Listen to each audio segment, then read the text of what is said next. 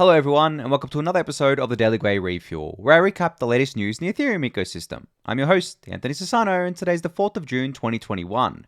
Alright everyone, let's get into it. So, there's an interesting tweet from a guy called Bobby Goodlatte today on Twitter, and I love that surname, Goodlatte. That is an absolutely amazing surname. I'm a big coffee person myself, so yeah, anyway, sidetracked.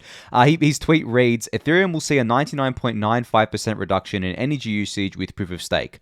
Why Elon doesn't jump on that makes zero sense to me. Now, obviously over the last 24 hours, we had Elon Musk tweeting about crypto again, especially Bitcoin, where he tweeted out a picture, some meme, and he had like hashtag Bitcoin with a broken heart there. And I'm not going to say that was the reason why the prices dumped a little bit. The timing definitely was there, but again, the prices have been kind of like ping-ponging around a certain range for a while now. So I'm not going to say it's 100% because of him, but he definitely still seems to be trolling crypto, or like, I don't know what exactly he's doing here. And I kind of wrote about it in the Daily Gwei newsletter today, where I said that I think Elon is basically the poster child for the uneducated crypto, I guess maybe investor or crypto kind of pundit. People who have an opinion on crypto that is not based on fact or reality, but is just based on kind of secondhand knowledge or kind of like things that they're seeing kind of play out. A lot of people think crypto is just like scams and dog tokens and food tokens and all this sort of stuff. And as I've explained before, crypto to a lot of people is really just going on a centralized exchange, buying some coins that you've heard about and hoping they go up. Crypto for us who and people in the ecosystem, it's a lot more than that, right? We love to kind of like use the apps, especially on Ethereum, all the DeFi apps, things like that. We see how this thing can change the world, but we're the minority when it comes to it. Really, most people are in this industry to speculate on tokens, and those outside of it who have a strong opinion on it, on the industry being useless or a scam or just like, not having kind of like no use to anyone, they, in my opinion, are just uneducated. Because I've actually seen people go from like harsh crypto critic to, full-blown believer by just getting educated on it, spending some time learning what it's all about, learning about things like Ethereum and DeFi and DAOs and NFTs, like actually digging into it rather than just hearing about it secondhand from someone or from some news article and forming like a really strong opinion on it. Now, Elon is obviously a very busy guy. He's, the richest person in the world, runs like 4 different companies or something at this point. But, he still owns Bitcoin as part of like Tesla's balance sheet here. But it's just kind of like, people kind of like try to study what he's doing with his tweets. I saw some thread the other day from someone that said that Elon's just like playing 5D chess with us, and he's actually got like a master plan here of what to do with crypto. I don't know. I think Elon might be a megalomaniac or an egomaniac where he's just doing this for entertainment. I've mentioned this before where... And I actually have like a pet theory here that because the SEC shut him down from kind of like, I guess, tweeting about Tesla stock or, because his tweets were moving the markets there and the SEC has jurisdiction to kind of regulate that. With crypto, he can just shitpost about Dogecoin and Bitcoin and maybe even Ethereum, and there's not really anything the SEC could do. He's, even if they argue that he's manipulating markets, Bitcoin, Doge, and ETH, and a few other cryptos don't fall under the purview of the SEC from what I know. Maybe I'm wrong here, but, Bitcoin, Doge, and ETH aren't securities, so the Securities and Exchange Commission isn't going to be regulating that, and I don't think they would be regulating Elon Musk tweeting about it, because at the end of the day, there are literally thousands of people all the time on Twitter tweeting about these assets and tweeting about different things here. Yes, Elon has a much larger reach than these people, but some of these people can actually move markets on the smaller assets, so... Yeah, I'm not sure if Elon's going to get pinged for this by some regulatory agency. I don't believe he will, just because I think it's just still a mess with crypto. Like, obviously the SEC has a very clear mandate to regulate securities trading, and that is, a completely kind of, I guess like mature thing where there's a framework in place, there's precedent, there's kind of like case law around it and everything like that. Whereas with crypto, there's a lot of kind of messy stuff going on. It's regulated differently depending where you are. Even in the US, depending on the state that you're in, it can be regulated differently and things like that. So yeah, I think just, I guess to summarize, I believe once Elon learns more about maybe even Ethereum and DeFi and things like that and actually sees the value in it, I think that he might become one of our greatest allies. And it's not just Elon, it's everyone. I think everyone who's uneducated and forms a strong opinion on things, once they become educated, or at least most people, they kind of, unless they really want to dig their heels in. But from my experience, if I educate someone on these sorts of things, they come around to it. I mean, not recently, back like a few months now or something like that, had a conversation with someone who, straight up came up to me and said, "Oh, it's all a scam. It's all going to zero." And I'm like, "Okay, well, why do you think this?" And, they said, "Oh, I heard about this, and this." I'm like, "Okay, well, have you done any research on it?" I wasn't trying to be like, a dick or anything, but I was asking, like, have you done any research on it? Do you know what it's all about? Do you know what it's enabling? And they didn't. And, I spent like a little bit of time educating them on this, and maybe obviously because they knew me, they kind of like, listened to me and respected what I had to say. And after that, I wouldn't say they were a believer or anything like that, but I got the feeling that they definitely didn't kind of hold the same opinion that they did maybe an hour prior, where they thought crypto was just a massive scam and, governments were going to shut it down and it was all like play money.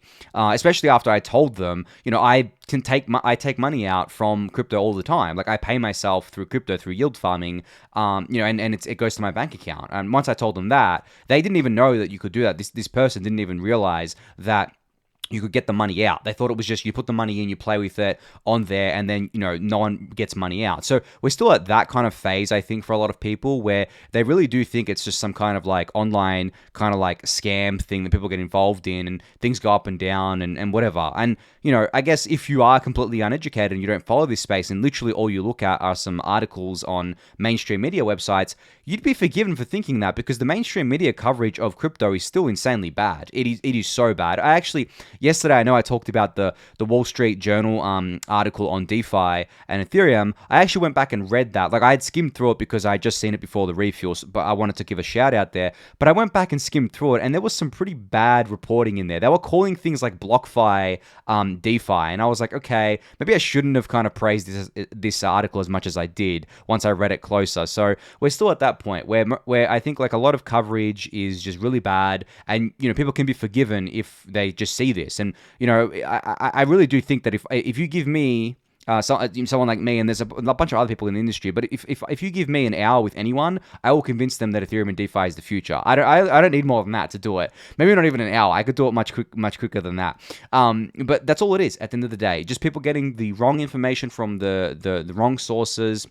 And once they have the right information in front of them, and once it's explained in a language that they understand, I truly do believe that most people will come around to this. And that's why I've dedicated my life to educating, because I do believe that if you have the education, the tools, the knowledge, and you arm yourself with it, you can win at life, generally. I think that, you just look at generally what happens in countries, developing countries that have more education for their population, generally the quality of life goes way up because of that. And that's all it is at the end of the day. Like the more educated your kind of like, I guess, populace is, the better off your country is, because for a number of reasons, and I'm not going to go into them. I know I've spoken I've spoken for a while about this already, but I just thought it was very important to realize that most critics of crypto and DeFi, and maybe even someone like Elon Musk, and just generally maybe just uneducated. I truly believe that once you educate them, most of them will come around. Anyway, I'll leave it at that. Moving on to the next update. Umbra is now live on mainnet, I think, here. So essentially, Umbra is a privacy-preserving stealth payments protocol on Ethereum.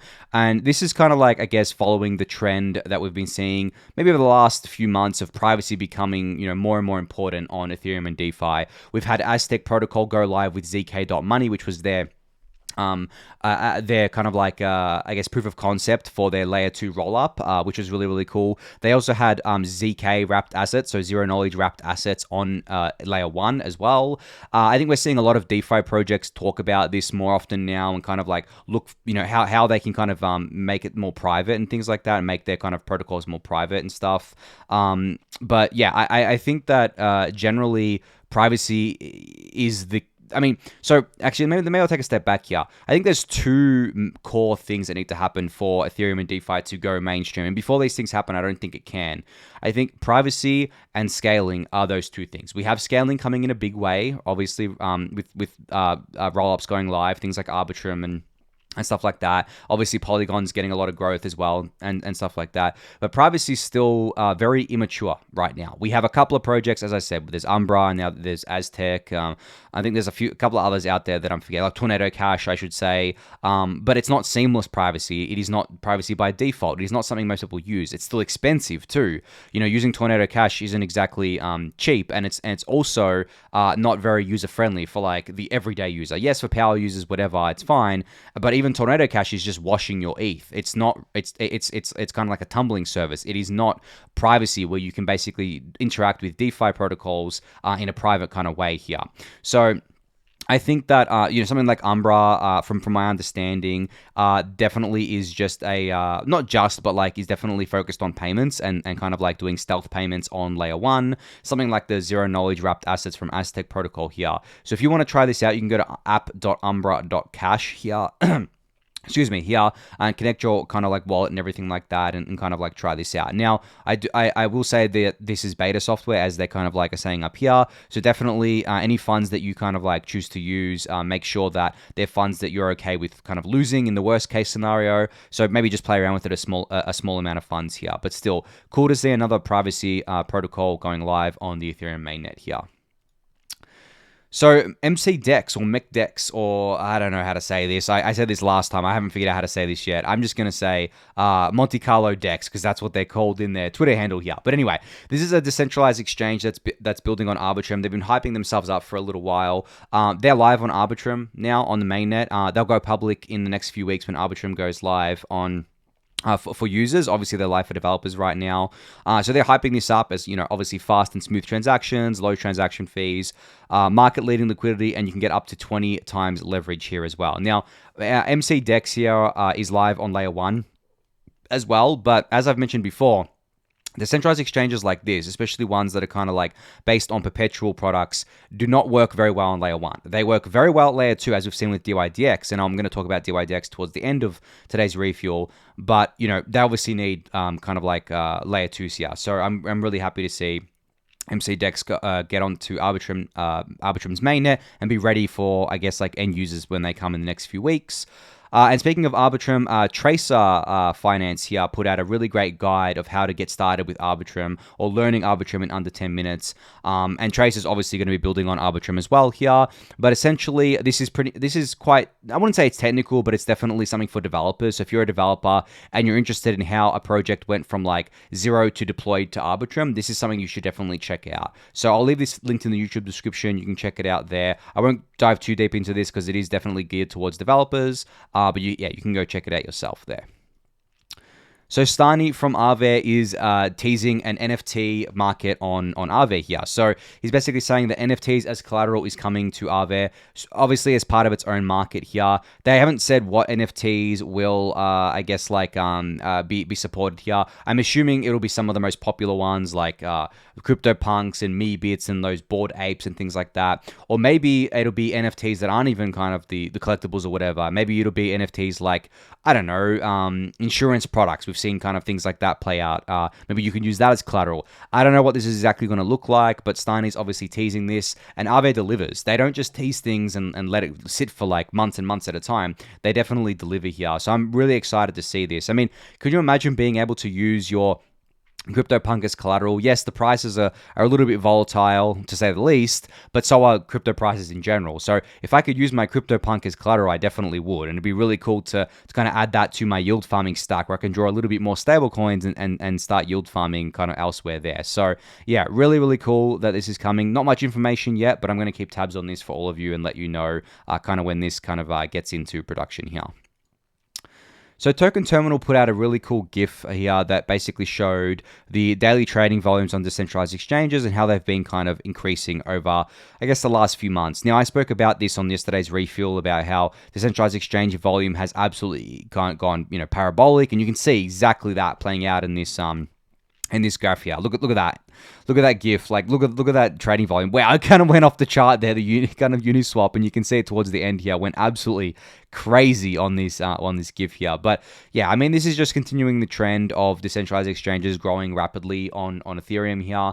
I think that this is a trend that's not going to slow down. Obviously, there's going to be periods where it's slower if the market's quieter. That's just the name of the game. But I think what you should be doing when you're comparing decentralized exchange volumes you should be comparing them to centralized exchanges, and you should be doing a relative comparison, because centralized exchange volumes are also going to be hotter during bull markets and colder during bear markets. So, it's the same thing on every kind of exchange. Doesn't matter if it's decentralized or centralized, it's still going to be, quiet during bear markets. So I think comparing relatively here, decentralized exchanges, I looked at Coinbase's volume. I think it was Coinbase's volume for last month was like 700 billion. Decentralized exchanges was 175 billion. So we're still a little bit away from kind of, I guess, like overtaking Coinbase for the entire month. But I think with layer 2s we will.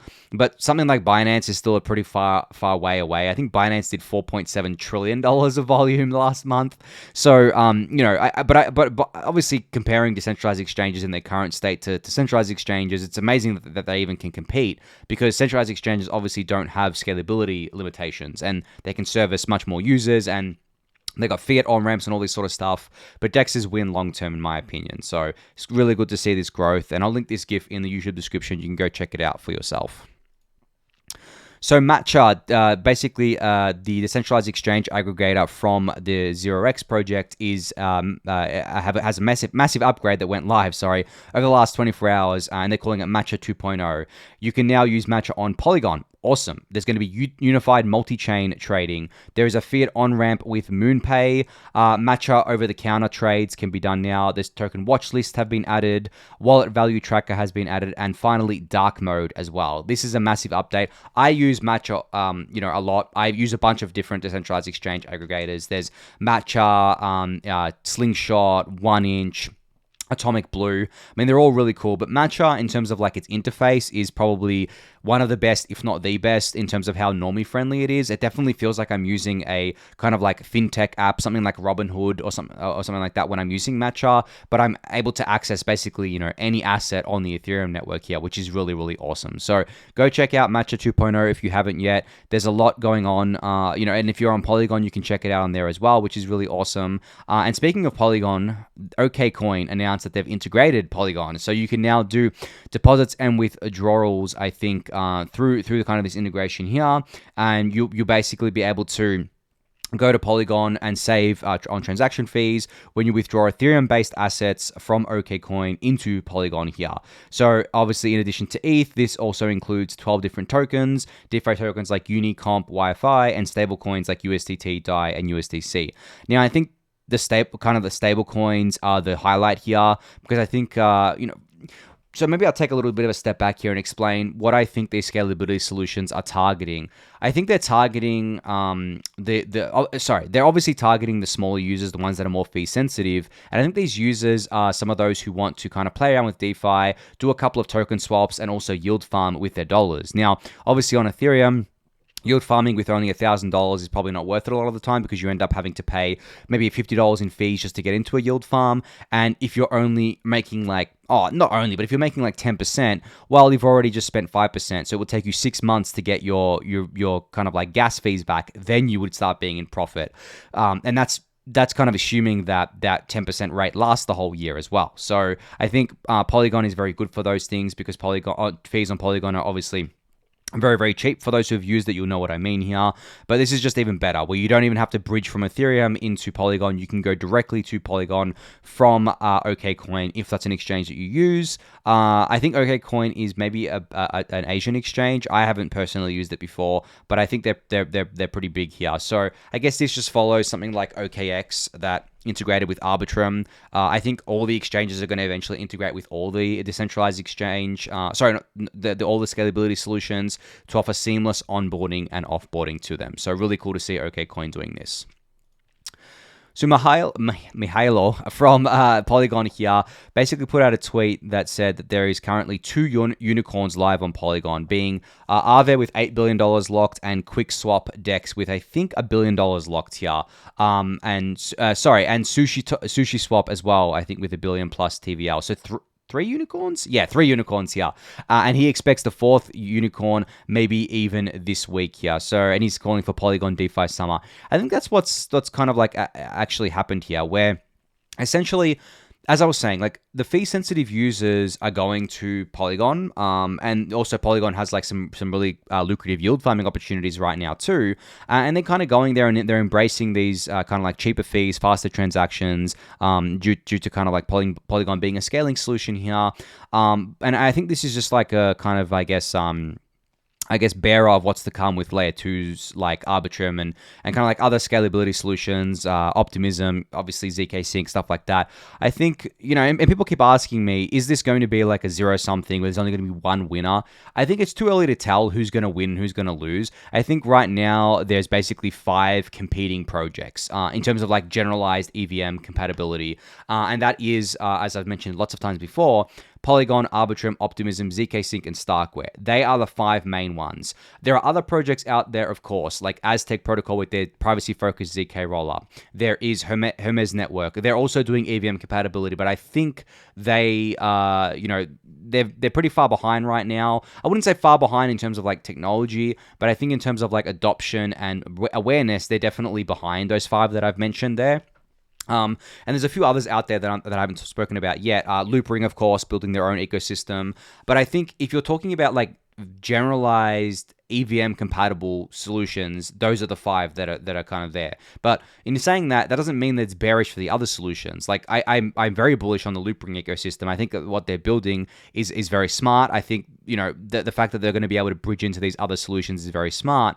But yeah, as I said, it's way too early to pick any kind of winner. I think it's going to be a power law distribution where we're going to have a handful of winners and they're going to win really big. And then we're going to have a bunch of smaller ones filling like niche use cases and stuff like that, which is fine. And I think Ethereum is obviously going to be the biggest winner out of all of them in terms of like, I mean, obviously Ethereum layer 1 is not like a scaling solution, but I think Ethereum layer 1 is going to be the biggest winner because really, they're all basically using Ethereum for security. I mean, even the Polygon POS chain, which people will argue is not a true layer 2, doesn't inherit Ethereum security, still pays Ethereum for checkpointing, pays for it to manage the staking logic and everything like that, and kind of like people are bridging across and stuff like that. So I would argue that Polygon is definitely one of the strongest scaling solutions out there right now. I mean, they are the strongest in terms of like TVL and activity, but as I said, they're kind of like a flag bearer of what's to come with other solutions, and I'm looking forward to Polygon releasing their roll-up solutions as well,